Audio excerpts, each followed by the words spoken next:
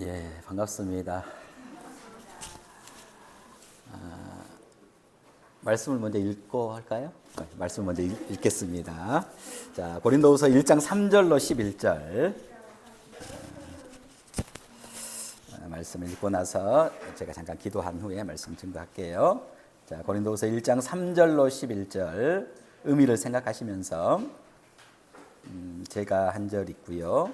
또 여러분이 한 절 그렇게 말씀 봉독하도록 하겠습니다.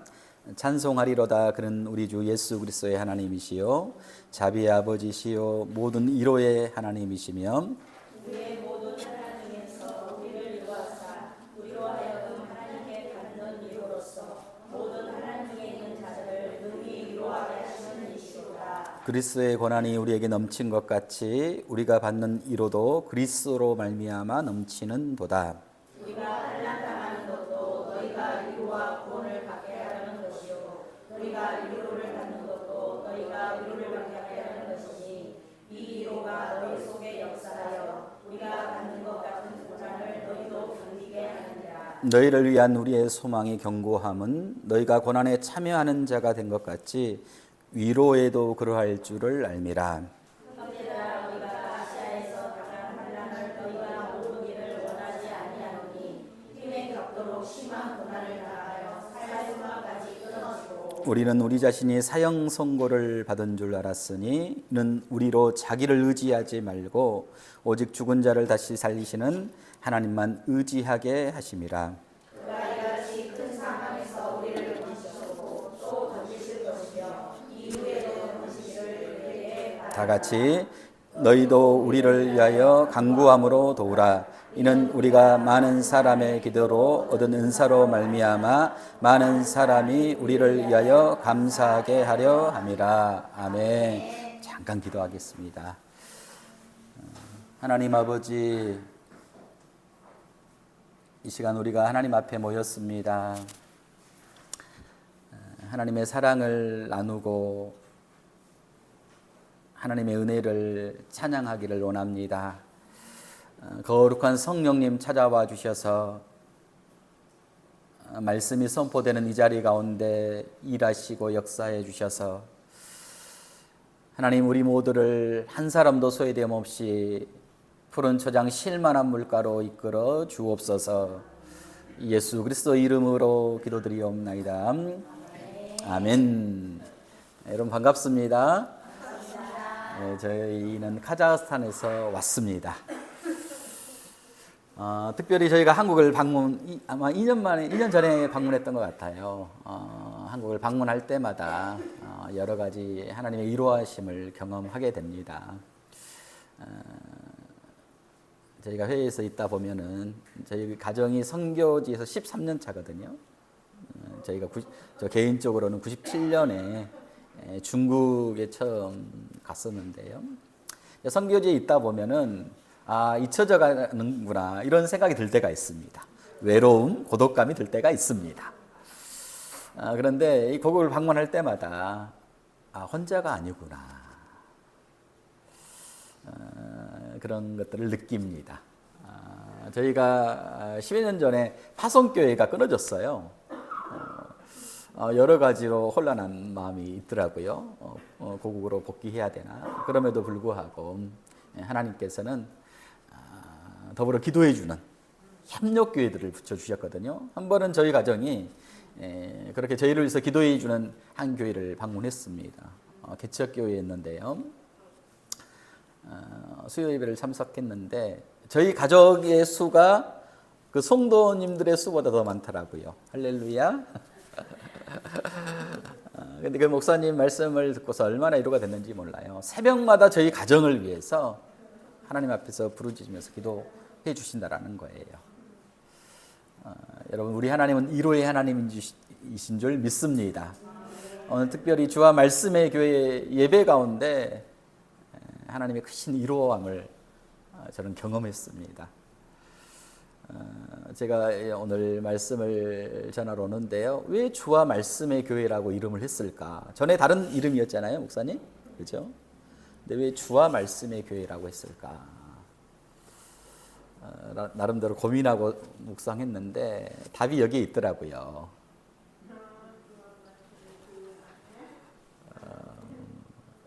여러분, 주님의 말씀이 우리 한 사람 한 사람을 능히 세우실 줄로 믿습니다.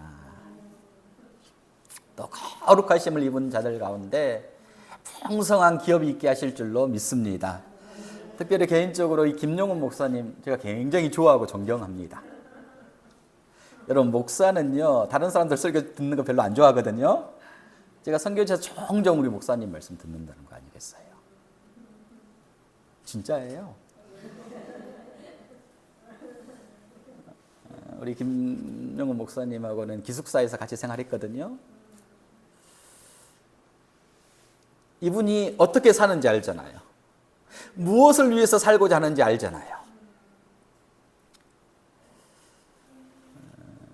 제가 김용훈 목사님이 강주에 오신다는 소식을 듣고요, 제가 개인적으로 얼마나 기뻤는지 모릅니다. 저희 고향이 목포입니다. 할렐루야. 제가 강주에서도 한 3년 정도 살겠거든요. 근데 이렇게 귀한 목사님이 이 강주 땅에 오신다는 소식을 듣고요, 얼마나 기뻤는지 몰라요. 야, 강주가 복을 받겠구나. 할렐루야.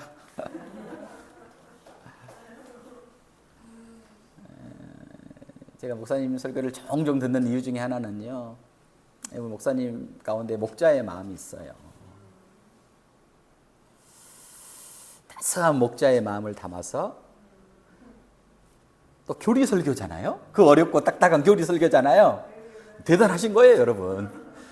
그 교리 설교를 따스한 목자의 마음을 담아서 여러분 선포해 주시잖아요. 여러분, 주와 말씀의 교회를 통해서 많은 사람들이 이 예수님의 제자의 모습을 보게 될 줄로 저는 믿습니다. 저는 그 모습을 기대하고 있습니다. 오늘 예배를 통해서, 또 예배의 순서를 통해서 하나님의 이루하심이 있었어요. 여러분, 얼마나 행복하고 감사합니까? 여러분, 매주마다 이런 하나님의 이루하심을 경험하잖아요. 할렐루야. 여러분, 오늘 본문의 말씀은요, 사실은 하나님의 이로라는 제목입니다. 이로하심. 오늘 어떤 말씀을 나눌까 고민하다가, 특별히 저희는 중국에서 사역하다가요, 6년 전에 저희 의지와 상관없이 중국에서 나와서 이제 카자흐스탄으로 사역지를 옮기면서 그 가운데 느껴졌던 여러 가지 쉽지 않았습니다. 저희 가정은 오직 중국을 중심으로 사역했고, 언어, 또 여러 가지 네트워크 그랬는데요. 이제 새로운 곳에 옮기다 보니까 만만치가 않더라고요. 새로운 언어, 새로운 사역, 새로운 관계, 모든 것이 새롭게 출발입니다. 그 가운데 하나님 주셨던 이로하심이 무엇이었는가를 여러분과 좀 나누기를 원합니다. 여러분, 오늘 본문은 하나님의 이로하심에 대한 말씀인데, 오늘 본문이 어떻게 시작되는 줄 아세요? 오늘 본문 우리 한번 읽어볼까요? 고린도후서 1장 3절입니다. 1장 3절 우리 한번 읽어볼까요? 자, 시작.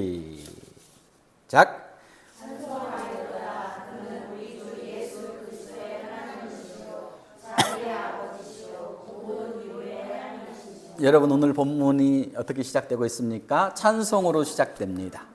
찬송하리로다. 오늘 본문이 찬송으로 시작된다는 거예요. 여러분, 고린도 교회를 향해서 지금 사도 바울이 편지를 쓰고 있잖아요. 근데 당시에 고린도 교회의 상황을 보면은요, 찬송할 만한 상황이 아니었다라는 거예요. 오히려 낙담하고 좌절해야 될 상황이었어요. 매우 애환. 무슨 뜻입니까? 내적으로는 문제가 산적해 있는 거예요. 고린도전서에 보면은요, 거의 10가지의 문제들이 있습니다. 얼마나 시끄러운지 몰라요. 교회 성도들이요, 4가지로 착착 나눠져 있어요. 회의만 하면은요, 나는 바울 팝니다. 나는 아볼로 팝니다. 나는 베드로 팝니다. 나는 그리스도 팝니다. 아까 목사님 기도했잖아요. 우리가 사랑으로 하나 된, 이게 교회, 이 주와 말씀의 교회의 사명이라고. 근데 교회가 네 가지로, 네 입으로 짝짝 나눠져 있는 거예요. 또 은사 문제로 시끄럽습니다.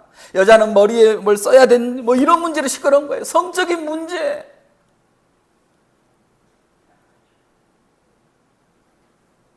외적으로는요,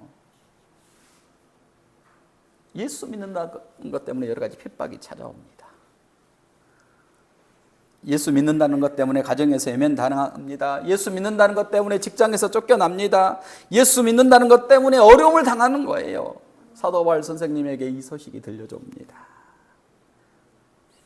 이에 바울 선생님께서 붓을 든 거예요. 그러면서 어떻게 시작하고 있어요? 찬송하리로다. 여러분, 굉장히 역설 아닙니까? 상황과 환경을 봐봐요. 낙담하고 좌절하고 피하고 도망가고 이럴 수밖에 없어요. 그런데 찬송으로 시작하고 있다는 거예요. 그래서 저는 오늘 설교의 말씀을 한밤의 노래 이렇게 지어봤어요. 여러분, 지금 사도 바울 선생님이 말하고 싶은 것이 무엇일 것 같습니까? 여러분, 하나님의 사람들은, 그리스도인들은 상황과 환경에 압도당하는 자들이 아니라는 거예요. 환난의 밤에도 노래하는 자들이라는 것이지요. 고난의 밤에도 노래할 수 있는 사람들, 이런 사람들이 바로 하나님의 사람들이다, 그리스도인들이다, 이것을 선포하고 있는 것입니다. 여러분, 상황과 환경을 보면 낙담할 수 있습니다. 근데 그것으로 끝나지 않게 되기를 바랍니다. 우리가 한밤에도 노래할 수 있는 하나님의 사람들이 될 수 있게 되기를 바랍니다. 그렇다면 우리는 이런 의문이 생길 것 아닙니까? 오늘 본문을 보면은 어떻게 이렇게 고난의 한밤 가운데 노래할 수 있는가? 그 근거가 무엇이겠는가?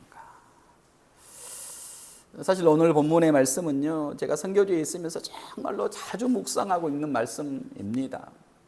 오늘 본문에 보니까요, 대략 한 3가지, 우리가 한밤에 노래할 수 있는 근거가 3가지 정도 발견이 되더라고요. 첫 번째가 뭐냐면요, 고난보다도 더 큰 하나님의 위로를 경험할 수 있기 때문이라는 것입니다. 본문 1장 5절의 말씀 우리 한번 읽어보겠어요. 1장 5절입니다. 자, 시작.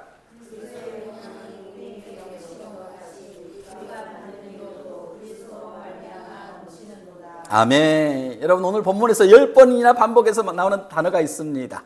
무엇일까요? 하나님의 위로입니다. 위로예요. 여러분, 환난이라는 단어는 4번 등장하더라고요. 고난이라는 말은요 3번 등장합니다. 이것이 보여주는 바는 무엇입니까? 여러분, 위로라는 단어가 환난과 고난이라는 단어를 압도하고 있다는 사실이에요. 여러분, 고난이 크면 클수록 하나님의 위로하심 더 크게 역사하신다는 것이지요. 여러분, 고난 없는 인생이 어디 있겠습니까? 아픔 없는 삶이 어디 있겠어요? 문제 없는 인생이 어디 있겠습니까? 여러분, 어려움이 없는 것이 아니라는 거예요. 아픔의 시간이 없는 것이 아니라는 것입니다. 여러분, 그리스도인들에게도요, 아픔의 시간, 고난의 시간, 환난의 시간이 있다라는 거예요. 똑같이. 어떻게 보면 더 많이 당할 수 있다라는 것입니다. 하지만 우리가 이 시간을 통과할 수 있는 것은 하나님의 위로하심이 더 크기 때문이라는 사실입니다. 할렐루야. 여러분, 그래서 우리가 이 환난의 시간, 이 고난의 시간에 기억해야 될 것은요, 하나님의 위로하심이 더 크다라는 사실이에요.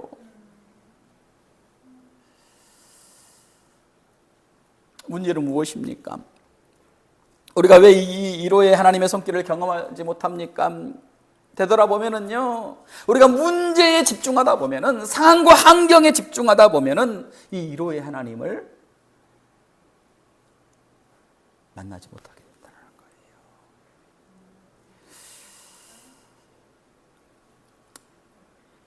거예요. 여러분, 그럴 때 있잖아요. 광야 같은 곳에서 혼자 남겨진다는 그런 느낌. 누구도 나에게 위로가 되지 않는 그런 상황과 여건들이 있지 않습니까? 여러분 매일 위로의 하나님과 동행하시죠? 할렐루야. 저는 그런 데 많아요. 선교지에 있다 보면은 비바람 치는 강해 가운데 혼자라는 그런 느낌이 들 때가 종종 있습니다.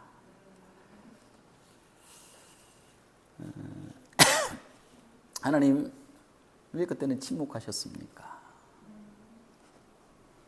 여러분 기도를 해도 하나님이 응답하지 않는 것 같은 그런 느낌 있잖아요. 없지요? 여러분 없죠? 주한 말씀의 교회 성도들은 전혀 없는 듯한.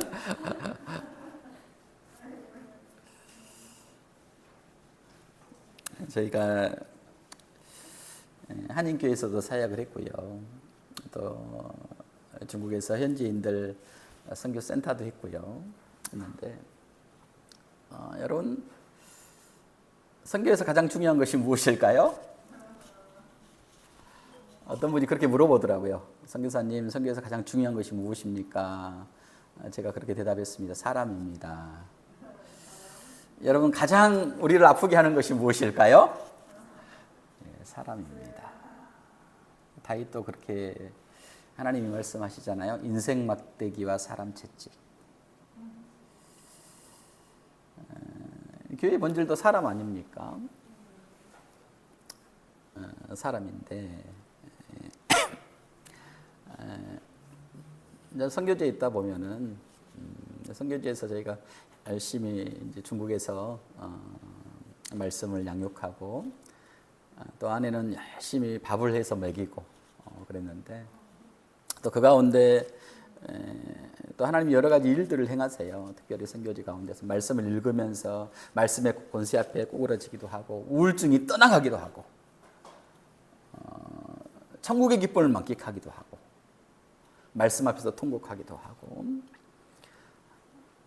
그러는데 그런 은혜들을 경험한 사람들 가운데 저희를 공안에 신고하겠다 협박하기도 하고 이런 일들을 경험하게 되면 낙담하게 되는 것 같아요. 좌절하게 되는 것 같습니다. 그럴 때 하나님께 기도하죠. 하나님 어떻게 해야 됩니까? 근데 문제는 하나님이 아무런 답도 없다라는 사실이에요. 할렐루야.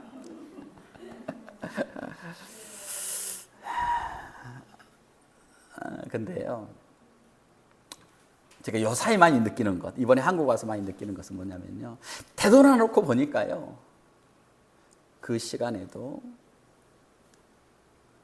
하나님은 함께 해주셨더라고요.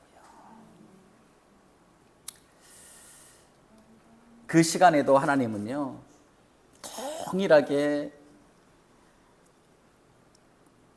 우리의 마음을 알고 계시더라고요. 사랑하는 여러분, 문제는 우리가 문제 앞에 함몰되지 않기를 바랍니다. 우리 아픔만 바라보지 않게 되기를 바랍니다. 두 번째는 우리가 고난의 밤에도 찬송할 수 있는 두 번째 이유는 뭐냐면요, 고난받는 자들을 위로할 수 있는 위로자가 될 수 있기 때문이라는 사실입니다. 자, 오늘 본문 4절입니다. 4절의 말씀 한번 볼까요? 4절 다 같이. 자, 시작. 우리의 모든 환난 중에서 우리를 위로하사 우리로 하여금 하나님께 받은 위로로서 모든 환난 중에 있는 자들을 능히 위로하게 하시는 이시로다. 아멘. 여러분 어떻게 한다라는 거예요? 우리가 고난 가운데 받는 하나님의 위로로 말미암아서 또 어떻게 할 수 있다라는 것입니까? 나와 똑같은 형편과 상황 가운데 있는 사람들을 위로할 수 있다라는 거예요.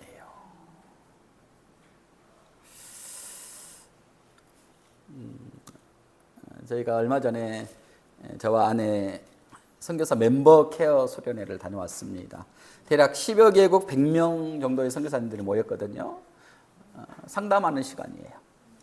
선교지에서만이 가지고 있는 특수 상황이 있거든요. 보기만 해도 이심전심이에요. 동병상련의 감정을 느끼는 거예요. 그룹 디브리핑을 합니다. 그룹으로 상담을 하거든요.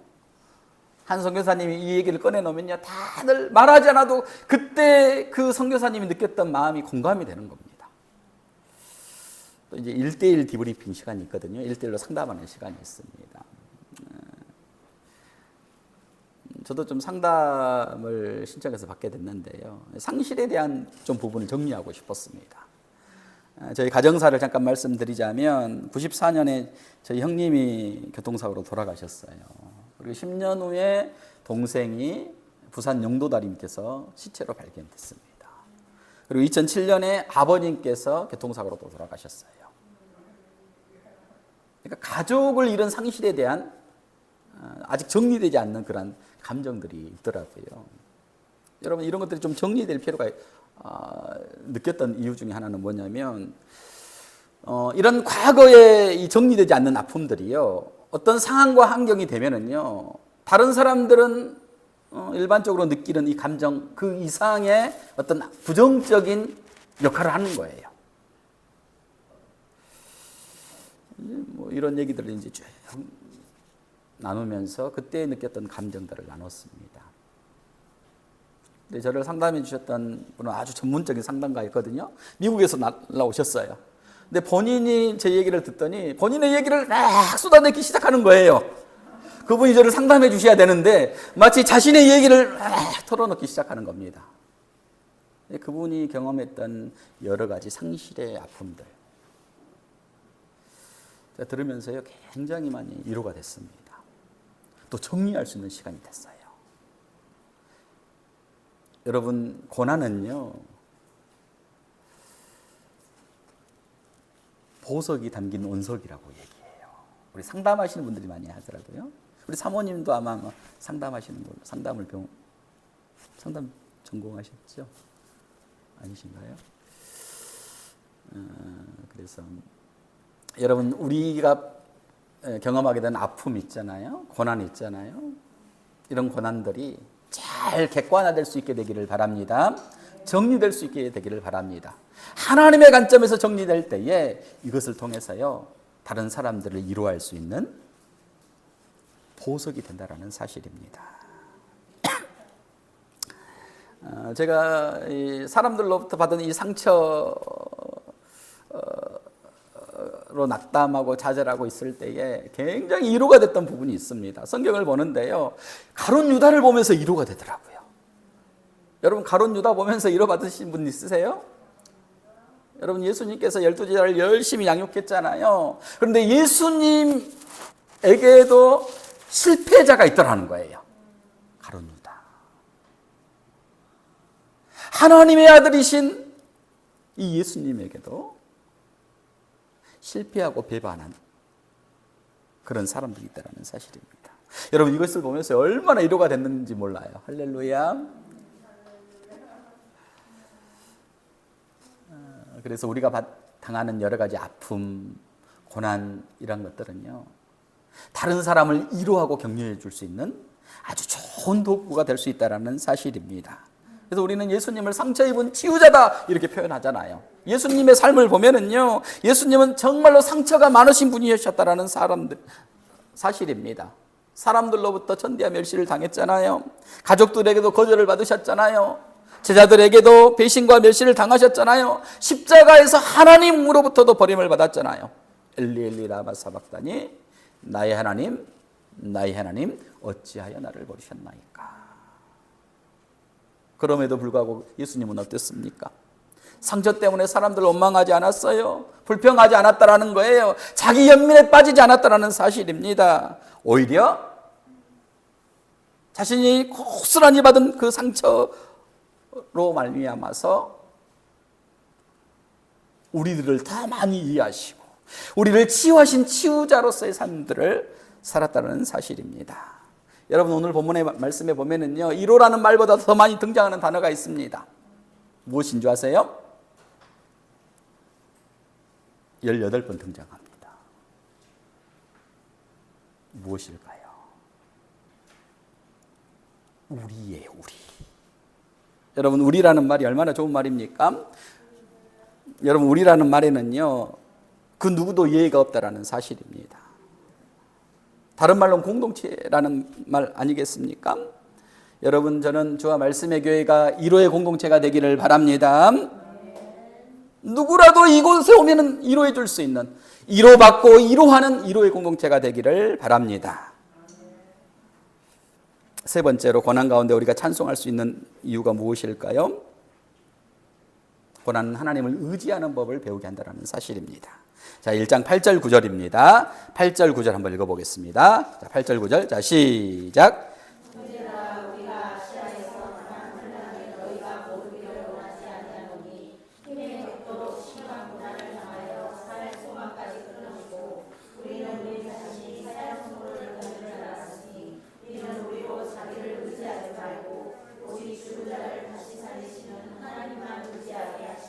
아멘. 여러분 1장 9절에 보면은 뭐라고 얘기하고 있습니까?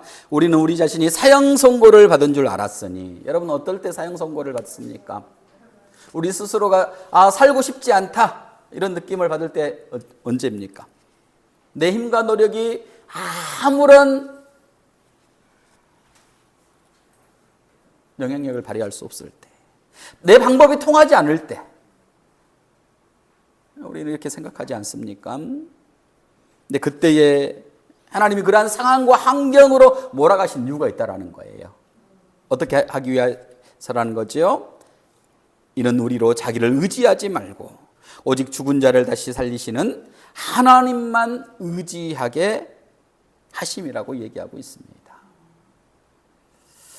사실 이제 중국에서 떠나와서 카자흐스탄에 가서요 쉽지 않은 시간들이었습니다. 그런 마음이 있었거든요. 아차하면 다시 중국에 들어가야지. 그러다 보니까 새로운 환경에 적응이라는 게 만만치 않더라고요. 언어를 배우는데요. 러시아어가 세계에서 가장 어려운 3대 언어 중 하나더라고요. 할렐루야.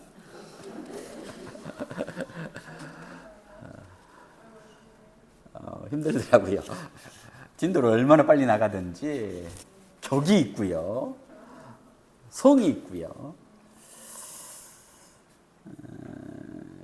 또 온라인으로 저희가 이제 팬데믹 상황 가운데 있었잖아요. 또 테러도 있었습니다. 여러분 보셨습니까? 아마 4년 전인 것 같은데요.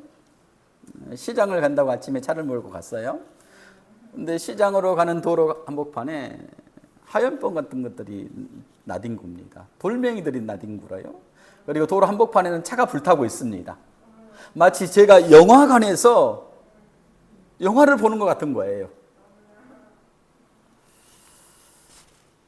차를 돌려서 집으로 돌아왔지요. 그리고 올해는 지진이 2번이나 있었어요. 할렐루야. 자고 있는데 11시 정도인가 지진이 한 번 왔습니다. 아파트에 사시는 저희 이제 누님네 가정이 저희가 가까이 사는데 저희 집으로 핏이 났고요. 한 번은 이제 수업을 하는데 4층에서 수업했거든요. 지진이 이렇게 오는 거예요.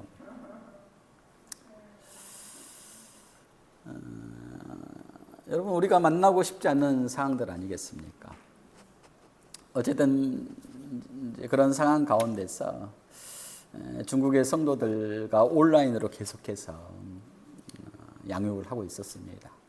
근데 하나님께서요, 이 중국에 대한 마음을 정리해 하는데 4년의 시간이 걸리게 하더라고요. 4년의 시간 가운데 여러 가지 법적인 부분에서 저희가 온라인으로 계속해서 말씀을 또 올렸거든요. 근데 중국 성도들을 향해서요, 플랫폼에 올렸는데 그때마다 브라인드 처리되고요, 경고 날라오고요, 로그인이 되지 않고요. 또 중국의 이 전도사님들과 더불어서 이 사역을 했었거든요. 근데 법적으로 이제는 이런 온라인 영상을 올리면 굉장히 어려움을 당할 수 있는 그런 법이 제정된 겁니다. 그리고 줌을 통해서 성경 공부를 하는데요, 다 알고 있더라고요.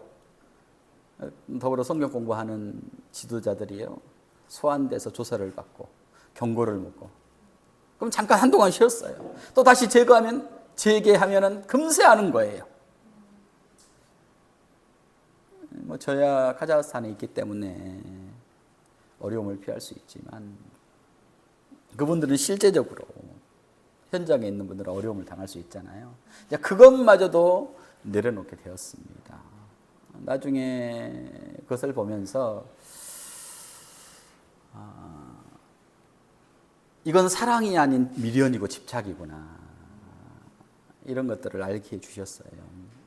몸은 떠났지만 여전히 떠나지 못하고 정리되지 못한 제 마음. 이 마음을 정리하는 데 4년이 걸리더라고요.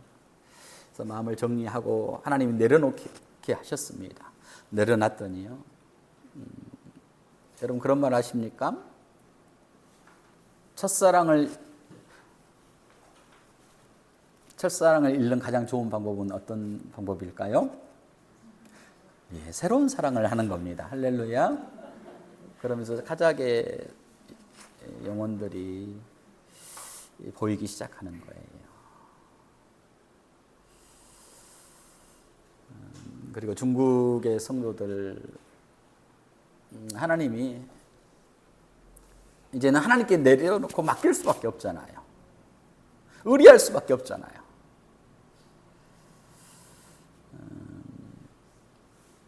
사실 여기 기록된 말씀 있잖아요. 제가 중국에서 마지막으로 이제 마지막 예배, 우리 사역자들과 마지막 예배 드릴 때 나눴던 본문의 말씀이었어요. 근데 이번에 저희가 나왔는데요. 하나님이 여러 가지 위로를 해주셨는데 그 위로 가운데 하나가요. 그때 전도사님으로 교회를 든든히 지키고 있었던 이 전도사님 한 분이 한국에 나와서 목사 안수를 받으셨어요. 저희도 몰랐습니다. 한국에 와서 어떻게 연락을 하다 보니까는 안수를 받는다라는 거예요. 그 시간을 통해서요. 저희가 만나게 됐고 또 얼마나 서로 보고 대화하고 교제하면서 위로의 시간이었습니다. 저희가 이제 카자흐스탄을 이번에 나오면서 8월 14일 날 다시 들어가는데요. 저희 둘째가 졸업을 했습니다. 선교지에서 지내면서 지금 이제 대학을 준비하고 있는데요. 이제 마지막 예배를 드리는데 저희 이제 셋째가 찬양 인도를 했거든요. 그러면서 축복송으로 축복해주고 또 한 곡이 요게벳의 노래라는 곡으로 우리 둘째를 위해서 기도했어요. 근데 요게벳의 노래 가운데 그런 가사가 있더라고요. 너의 삶의 참주인, 너의 참 부모이신 하나님 그 손에 너의 삶을 맡긴다. 너의 삶의 참주인 너를 이끄시는 주 하나님 그 손에 너의 삶을 드린다. 평상시에는 별로 감흥이 없었는데 날이만큼 아내는 이 찬양을 부르면서 울고 있더라고요. 여러분 우리 앞에서 목사님이 그런 기도의 제목을 주셨잖아요. 우리의 자녀들 부모가 어떻게 해줄 수 있는 게 한계가 있잖아요. 우리 자녀들의 참 주인 대신 하나님께 의리해야 될 줄로 믿습니다. 그 인생의 참 주인이 하나님이신 줄 믿습니다. 하나님이 20년 동안 우리에게 맡겨주셨는데 우리가 청지기로서 부족한 부분도 많았지만 이제는 저희가 8월 14일 날 다시 사역지로 들어갈 때에 우리 둘째를 남겨두고 가야 됩니다. 하지만 내 팽개치듯 남겨두는 것이 아니라 하나님께 맡기고 하나님께 의뢰하고 다시 사역지로 들어갑니다. 그의 인생의 참 주인이 하나님이신 것들을 다시 한번 고백하고 하나님 바라볼 수 있게 되기를 바랍니다. 우리는 이 땅에 하나님의 사람들입니다. 또 그리스도인들입니다. 우리 그리스도인들이란 상황과 환경에 매몰되는 자들이 아니라 한밤에도 노래할 수 있는 자들입니다. 어떻게 가능합니까? 아픔과 슬픔보다도 하나님의 더 큰 위로를 경험할 수 있기 때문입니다. 또 우리가 그런 아픔과 상처를 통해서 다른 사람들을 위로할 수 있는 치유자의 삶을 살 수 있기 때문입니다. 또 그것을 통해서 하나님을 더 의지할 수 있는 하나님 절대신앙을 가질 수 있기 때문입니다. 자, 오늘 말씀을 한번 생각하시면서 기도했으면 좋겠어요. 오늘 말씀 가운데 특별히 우리 개인에게 주셨던 그런 말씀들이 있다라면 이 시간 한번 기도하고 제가 기도하고 마치도록 하겠습니다.